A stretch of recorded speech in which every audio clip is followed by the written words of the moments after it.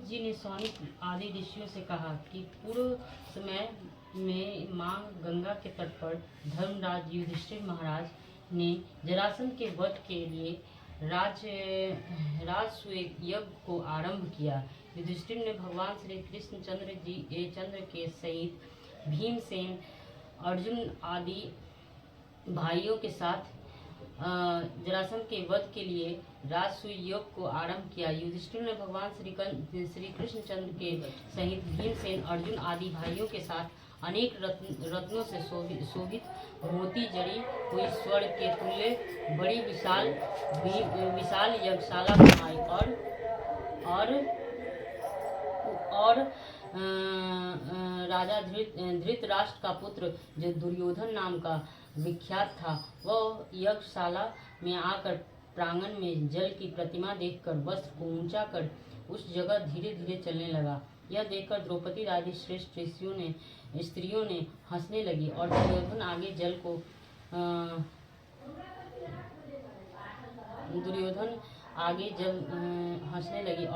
आगे जल को भूमि जानकर उसमें गिर गया। यह देख सब राजा लोग तथा तप रूप धन वाले ऋषिगण और द्रौपदी और सुंदर नेत्र वाली स्त्रियां भी हंसने लगी। यह देखकर महाराज धृतराष्ट्र दुर्योधन अत्यंत क्रोधित होकर अपने मामा शकुनी के साथ अपने राज्य में जाने के लिए विदित हुए। उस समय शकुनी ने अनंत मधुर वचन कहा, हे राजन, आगे बहुत कार्य करना है, इसलिए आप महाक्रोध का त्याग करें। हे राजेंद्र, यज्ञशाला से अपने घर जाने के लिए उठिए। तब ऐसा ही सही यह कहकर दुर्योधन यज्ञशाला से घर चला गया। तब राजागण भी यज्ञशाला से अपने अपने राज्यों में चले गए। तदंतर दुर्योधन ने राजाओं के साथ देहली हस्तिनापुर जाकर राजा पांडव के श्रेष्ठ पुत्र युधिष्ठिर, भीमसेन, अर्जुन आदि को बुलाकर अपने राज्य में प्रसन्न होकर जुआ खेलने लगा। उस जुए में नहीं है छल, जिनमें ऐसे पांडव का संपूर्ण धन और राज्य आदि जीत लिया जाए। तदंतर भ्राताओं सहित युधिष्ठिर महान विपत्तियों को प्राप्त हो जंगलों के बीच वनचर जो भीलादि है उनके सदृश रहने लगे। पांडवों के इस समाचार को सुनकर श्री कृष्ण ने कहा, सूत जी ने सौनिक आदि ऋषियों से कहा कि दुख से अत्यंत दुर्बल पांडव लोग वन में रहते थे। महात्मा श्री कृष्ण चंद्र को देखकर क्रम से पूजनादि और प्रणाम कर राजा युधिष्ठिर बोले, हे प्रभु, भाइयों सहित हमको यह दारुण दुख प्राप्त हुआ है। इस दुख रूपी सागर से हम कैसे छुटकारा पाएं? सो कहिए, हम कौन से उत्तम देवता का पूजन करें अथवा कौन सा व्रत करें जिससे हमको राज्य मिले? हमारा हित तो आप ही की कृपा से होगा। ऐसा सुनकर श्री कृष्ण भगवान बोले, हे युधिष्ठिर, पुरुषों और स्त्रियों के समस्त पापों को नष्ट करने वाला अत्यंत उत्तम एक अनंत नामक व्रत है, जो भाद्रपद मास में शुक्ल पक्ष की चतुर्थी तिथि को होता है। उस व्रत के अनुष्ठान मात्र से संपूर्ण पापों का नाश हो जाता है।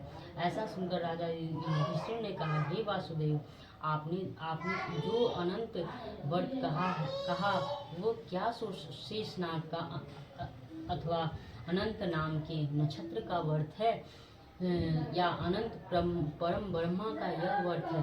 हे केशव, यह अनंत किस देवता का नाम है? वह सत्य सत्य कहिए।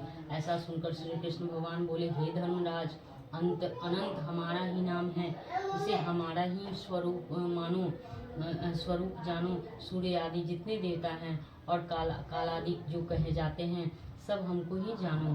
काला, काष्ठा, मूलभूत आदि दिन रात्रि तथा यह सब जितने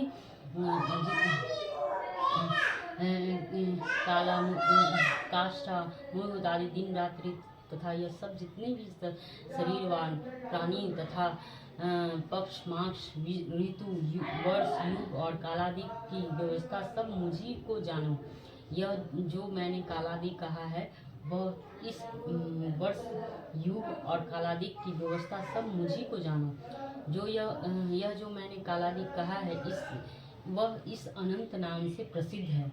वही मैं भूमि का भार अल्प करने के लिए इस कृष्ण नाम से अवतरित हूँ। अनंत नाम से प्रसिद्ध है। वही मैं भूमि का भार अल्प करने के लिए इस कृष्ण नाम से अवतरित हूँ।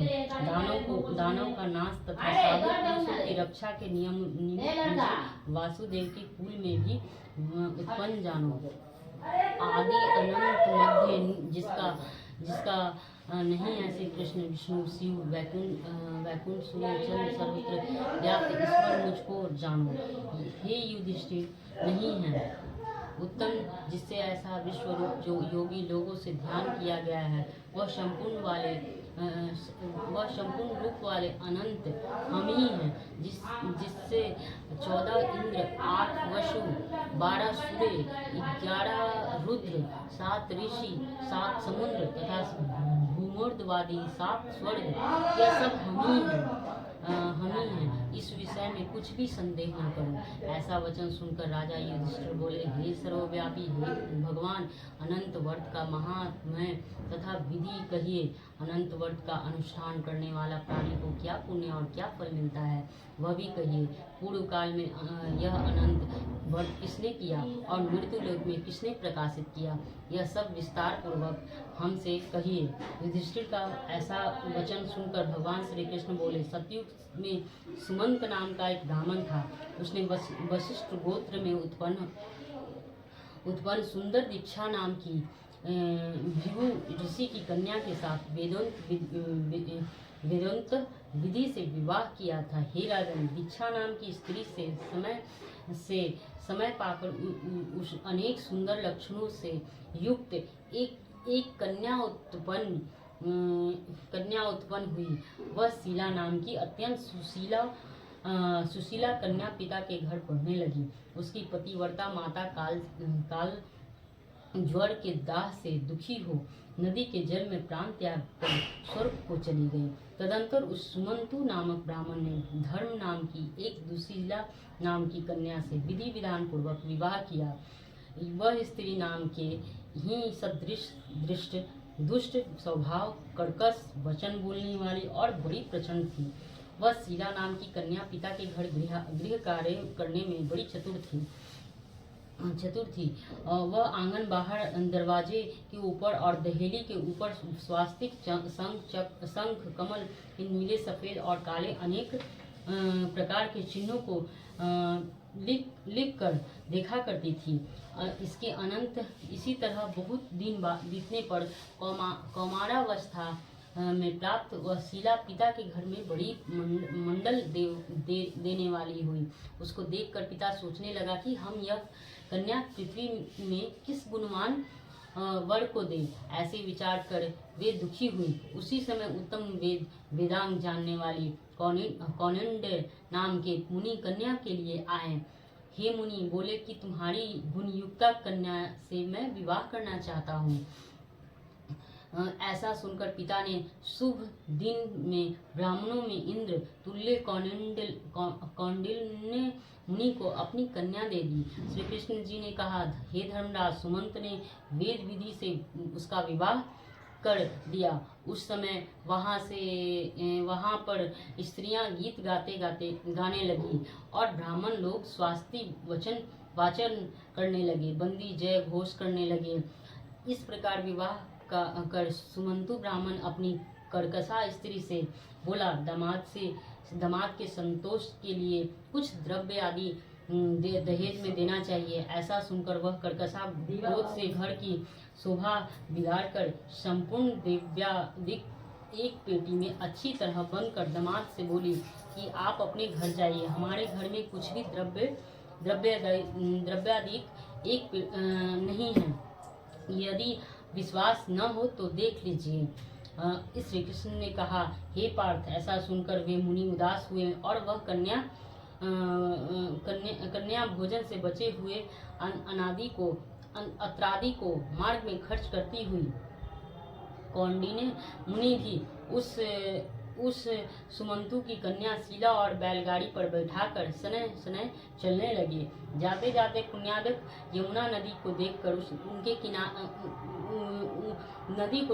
उसके किनारे रथ खड़ा कर शिष्य को नियुक्त कर दे वे स्नान संध्यादि करने लगे।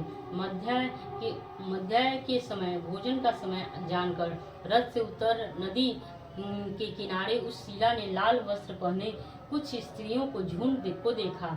उन स्त्रियों के समूह को चतुर्दशी के दिन श्री जनार्दन भगवान का पूजन करते हुए देखा। उनके पास जा उन स्त्रियों से शीला धीरे से पूछने लगी, तुम लोग यह क्या कर रही हो? इस व्रत का क्या नाम है? ऐसा सुनकर शीला ही है श्रृंगार जिसका ऐसी उस शीला से वे स्त्रियों बोली, हे अनंत का व्रत, यह अनंत का व्रत है। हम अनंत भगवान को ही पूजते हैं। ऐसा सुनकर शीला बोली, मैं भी यह उत्तम व्रत करूंगी। इस अनंत व्रत की क्या विधि है और यह व्रत किस प्रकार का है? इसमें क्या दान होता है और कौन देवता पूजे जाते हैं?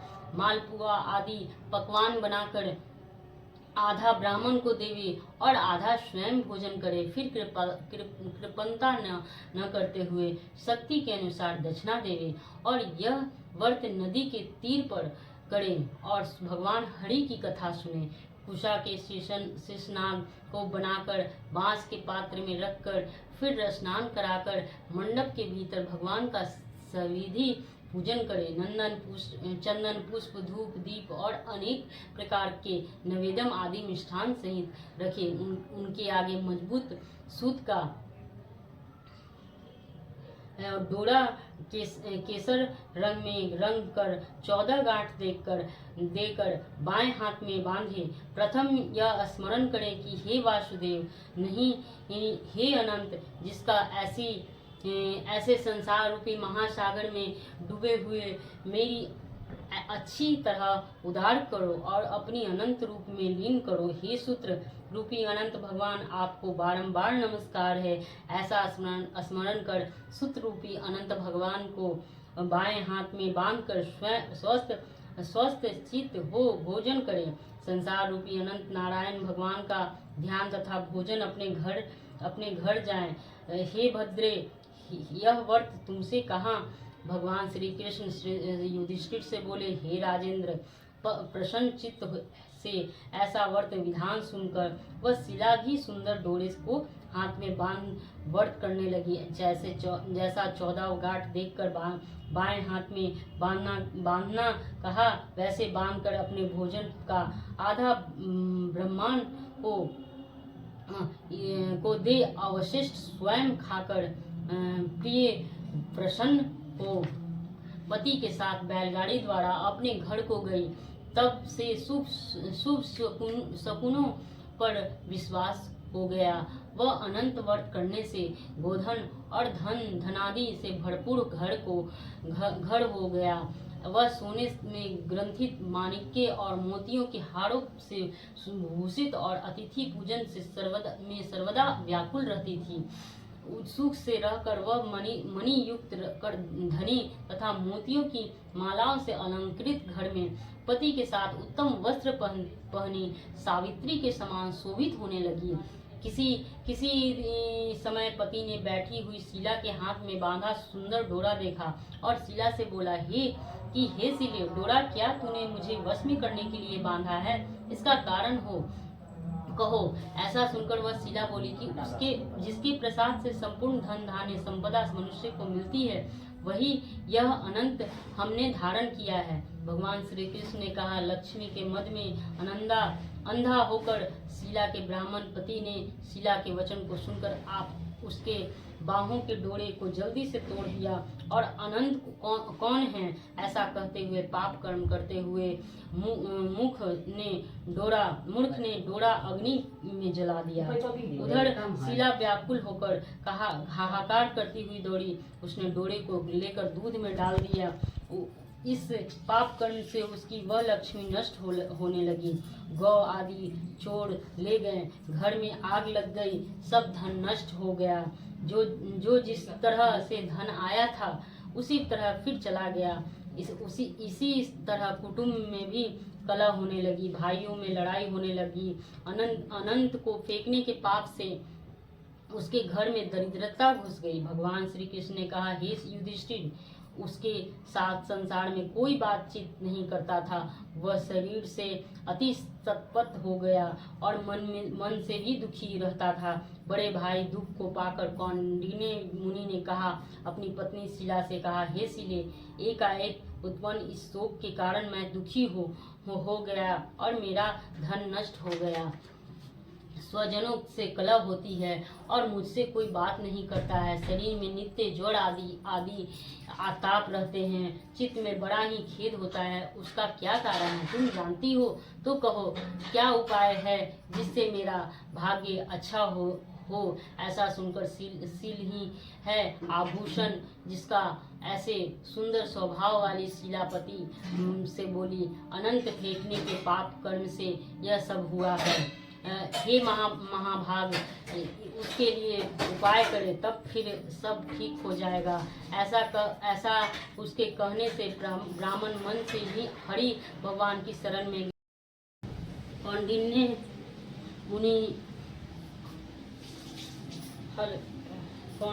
ब्राह्मण मन से हरि भगवान की शरण में गया और उसने अनंतर वह कौंडिन्य मुनि खेत को प्राप्त हो वन में गए।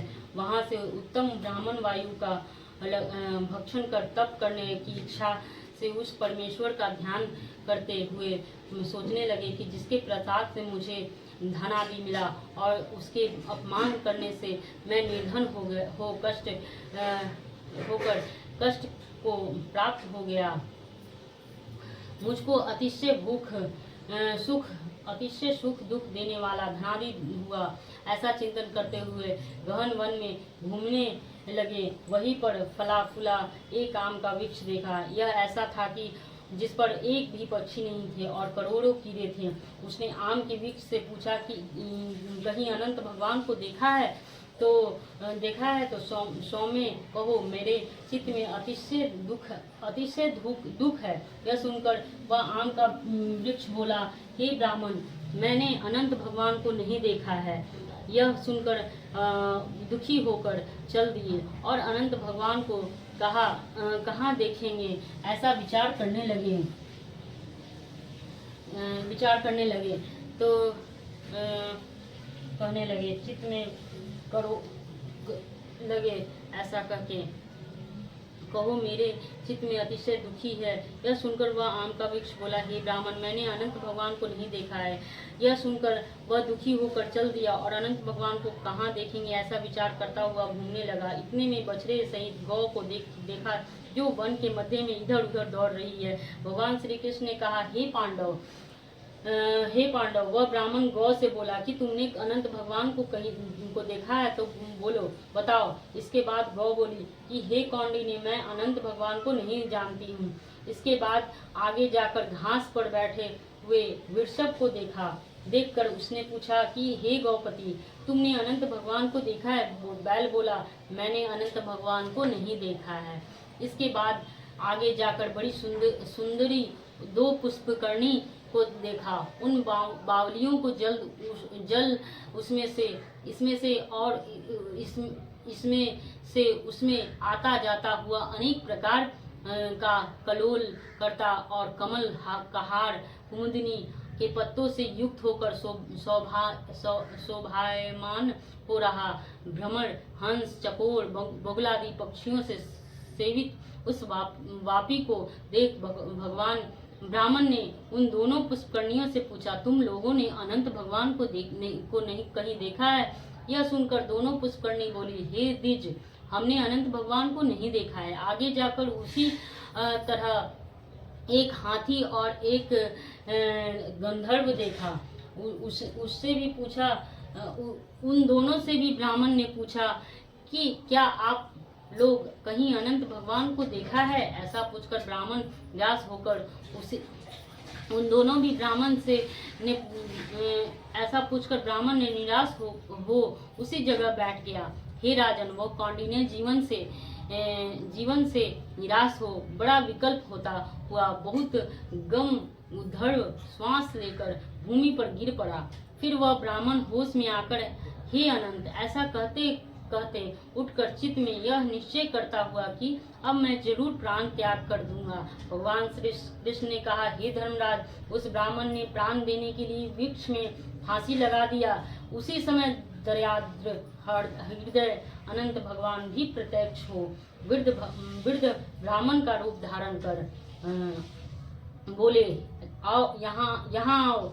यह कहकर उस कौंडिन्य का हाथ पकड़कर गुफा में ले गए। उस गुफा में कौंडिन्य मुनि ने एक नगर देखा जिसमें बड़े ही स्वरूपवान स्त्री पुरुष विद्वान थे और सुखदायक दिव्य सिंहासन पर भगवान बैठे थे, जिसके अगल बगल शंख चक्र गदा पद और गरुड़ शोभायमान हो रहे थे। कौस्तुभ मणि धारण किए, वनमालादि अनेक प्रकार के आभूषण धारण किए हुए विश्व रूप अनंत भगवान को उस कौंडिन्य मुनि ने देखा। अतिशय प्रकाशमान स्वरूप वाले भगवान को देखकर अनेक उनके आगे ऊंचे स्वर से बोले, हे प्रभु, आपकी जय हो। ऐसा कहकर तथा प्रणाम कर बोला कि हे नाथ, हे पुंडरीकाक्ष, हम पाप कर्म करने वाले, हमारी आत्मा पाप रूप है और हम पाप ही से उत्पन्न हैं। रक्षा करो, आप मेरी संपूर्ण पापों को हरने वाले हैं। उस मुनि का वचन सुनकर अनंत देव भी बड़े कोमल वचन से बोले, हे विप्रेत, मत डर, जो तुम्हारे मन में है वो कहो। ऐसा सुनकर कौंडिन्य मुनि बोले, हे प्रभु, मैंने धन से उन्मत्त हो अनंत का तोड़ दिया। उस पाप कर्म में मेरा धन नष्ट हो गया। घर में अपने कुटुंबियों से कलह होने लगे, जिसका कारण मुझे कोई भी नहीं बोलता।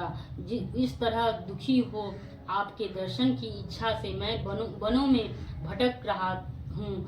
हे देवेंद्र, आपने कृपा कर हमारा अपना दर्शन दिया। अब मुझ पर दया करके उस पाप की शांति का उपाय कहिए। श्री कृष्ण महाराज बोले, हे युधिष्ठिर, भक्ति से प्रसन्न हो देवता क्यों नहीं देते। ऐसा उत्तम ब्राह्मण का वचन सुनकर अनंत भगवान कहते हैं कि हे कौंडिन्य, तुम विलंब मत करो, अपने घर जाओ और भक्ति से 14 वर्ष तक अनंत का व्रत करो। इससे संपूर्ण पापों से छूटकर पुत्र पौत्र का उत्पन्न कर इच्छित भोगों को भोग उत्तम सिद्ध को प्राप्त करोगे। अंत में मेरा स्मरण कर मुझको बिना संदेह प्राप्त कर सकोगे।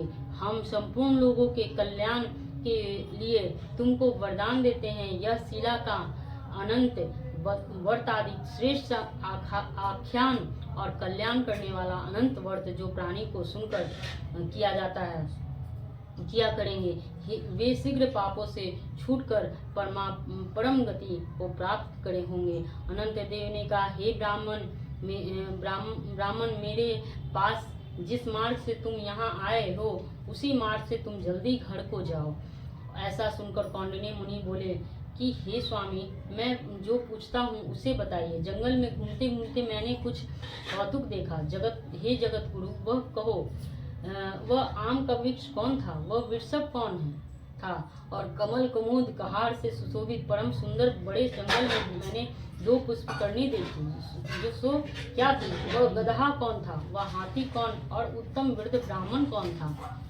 अनंत देव बोले, वह आम वृक्ष विद्या को अच्छी तरह जानने वाला ब्राह्मण था। उसने शिष्यों को विद्या नहीं दी, इसलिए वह वृक्ष हुआ। और जो गौ देखी थी वह बीज को खाने वाली पृथ्वी रही, और जो घास का वृषभ देखा था वह सत्यनारायण धर्म था। और धर्म अधर्म आदि जो कुछ भी परस्पर देती और लेती रही, तथा वेद पाठ करने वाली ब्राह्मणों को नहीं दिया, भिक्षुओं को भिक्षा नहीं दिया, उस पाप कर्म से दोनों का जल वापस में इधर का उधर होता है। गधा जो देखा वह क्रोध था, वह जो हाथी था जो अभिमान रहा, वह ब्राह्मण जो रहा सो अनंत हम हैं, और जो गुहा रही वह कठिन संसार था। अनंत देव ऐसा बताकर उसी जगह अंतर्ध्यान हो गए। यह सब स्वप्न के समान देखकर उस जगह से मुनि अपने घर को आए और 14 वर्ष तक अनंत वर्त कर जैसा अनंत देव ने कहा था वह सब सुख भोग कर अंत में वह अनंत देव का स्मरण अनंत लोक को चले गए। हे राजश्री, तुम भी यह कथा सुनो और व्रत करो। जिस प्रकार ब्राह्मण की 14 वर्ष में फल प्राप्त हुआ, तुमको भी उसी तरह अनंत देव की कृपा से सब इच्छित वस्तु एक ही वर्ष में कथा सुनकर व्रत करने से प्राप्त हो जाएगा। हे राजन, व्रतों में उत्तम व्रत में कहा जिसको सुन प्राणी सब पापों से छूट जाते हैं, इसमें संदेह नहीं है।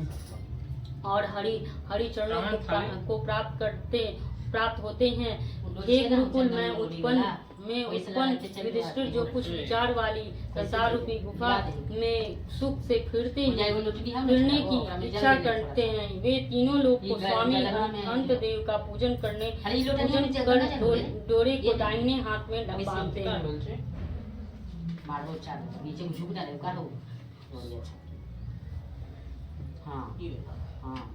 रोड़ी वाला देखी थे ना, फीका रंग के है यार, लाल ओम नमाग्रह देवता सर्वदेवता सर्वबाधा नमस्तुभ्यं सर्वभूतेषु श्री नारायणेभ्यो नमः। ओम नमाग्रह देवताभ्यो नमः। नमो नमो नारायणी नमस्तुभ्यं सर्वभूतेषु श्री गौरी नमः।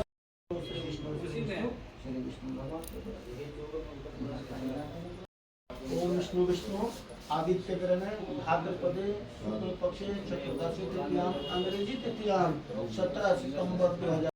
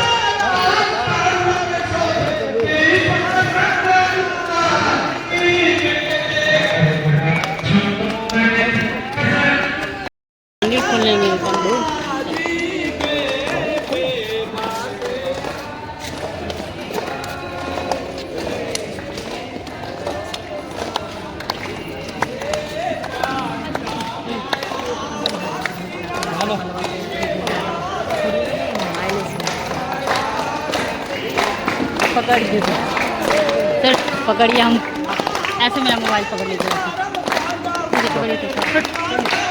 मोबाइल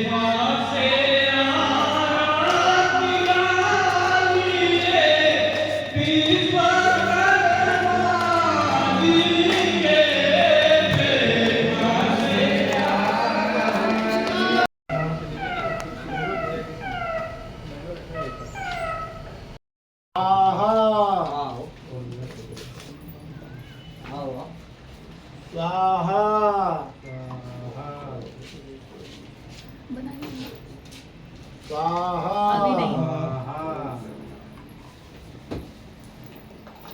स्वाहा स्टॉप किया हुआ है।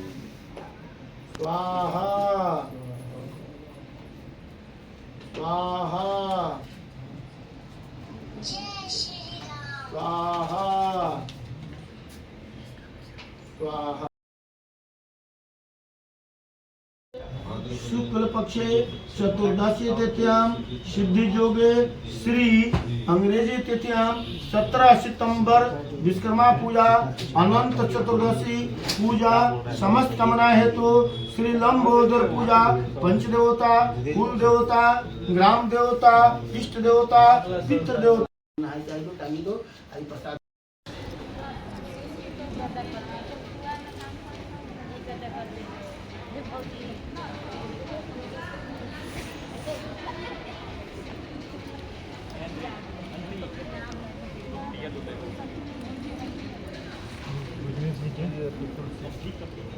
ये वाला